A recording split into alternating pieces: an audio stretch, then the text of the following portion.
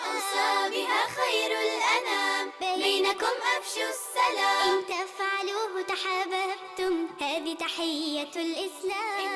جیسا کہ ہم نے پچھلے پروگرام میں حضرت موسیٰ علیہ السلام کی لاٹھی کے متعلق ایک معجزہ سنا تھا کہ جس میں یہ لاٹھی اندھیرے میں روشن ہو جایا کرتی تھی، آج اسی لاٹھی کے متعلق ہم ایک عظیم معجزہ بھی سنیں گے کہ جسے قرآن مجید میں سورہ طٰہٰ میں آیت نمبر 65 سے لے کر 70 تک بیان کیا گیا۔ اس واقعے کا خلاصہ کچھ یوں ہے کہ فرعون نے حضرت موسیٰ علیہ السلام کے ساتھ ایک مقابلہ طے کیا، اور فرعون نے اس مقابلے کے لیے اپنے ملک کے تمام جادوگروں کو جمع کیا، اور جادوگر بھی کون کہ جو اپنے اپنے جادو میں مہارت رکھتے تھے، بڑے بڑے جادوگروں کو ایک ساتھ جمع کیا۔ تو ایک طرف فرعون اور اس کو درباری موجود تھے، اور دوسری طرف حضرت موسیٰ علیہ السلام اکیلے تھے۔ فرعون نے جب یہ منظر دیکھا تو وہ دل ہی دل میں خوش ہونے لگا کہ آج تو میں کامیاب ہو کے رہوں گا۔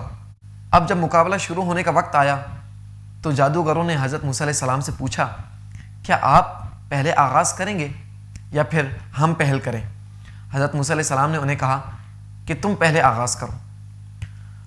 جادوگروں کے پاس جو رسیاں تھیں انہوں نے وہ میدان میں پھینک دی، وہ لوگوں کو سانپ بن کر نظر آنے لگی۔ یہ منظر جب لوگوں نے دیکھا تو بڑے خوفزدہ ہوئے، اور دوسری طرف فرعون اور خوش ہونے لگا کہ اب تو میں جیت کر ہی رہوں گا، کیونکہ جو ابھی کھیل کھیلا ہے یقیناً اس کے مقابلے میں کوئی اور اب مجھے ہرا نہیں سکتا۔ لیکن اللہ تعالیٰ کو کچھ اور ہی منظور تھا۔ دوسری طرف حضرت موسیٰ علیہ السلام کو اللہ تعالیٰ نے حکم دیا کہ آپ اپنا عصا زمین پر پھینکیے۔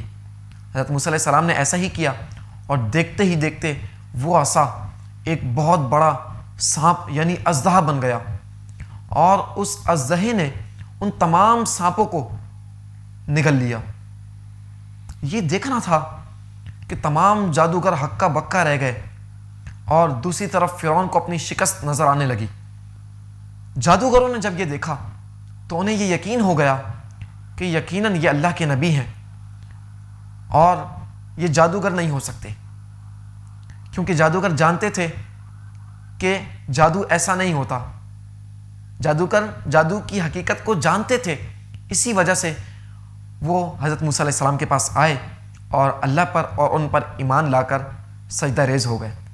اس واقعے سے ہمیں یہ سبق ملتا ہے کہ ہمارے سامنے جب بھی حق آ جائے اور دوسری طرف باطل آ جائے تو ہمیں حق کا ساتھ دینا چاہیے، حق کے ساتھ ڈٹ جانا چاہیے، کیونکہ اللہ تعالیٰ حق والوں کے ساتھ ہوتا ہے۔ جو حق کا ساتھ دیتا ہے اللہ تعالیٰ اس کے ساتھ ہوتا ہے۔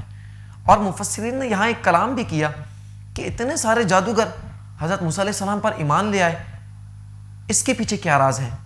تو مفسرین نے بتایا کہ جادوگروں نے جو تعظیماً حضرت موسیٰ علیہ السلام سے پہلے یہ کہا تھا کہ آپ شروع کریں گے یا ہم شروع کریں، اس ادب کی وجہ سے اللہ تعالیٰ نے ان تمام جادوگروں کو ایمان کی دولت سے نواز دیا۔ تو اللہ تعالیٰ سے دعا ہے کہ اللہ تعالیٰ ہمیں بھی حق پر رہنے کی توفیق عطا فرمائے اور حق کا ساتھ دینے کی توفیق عطا فرمائے۔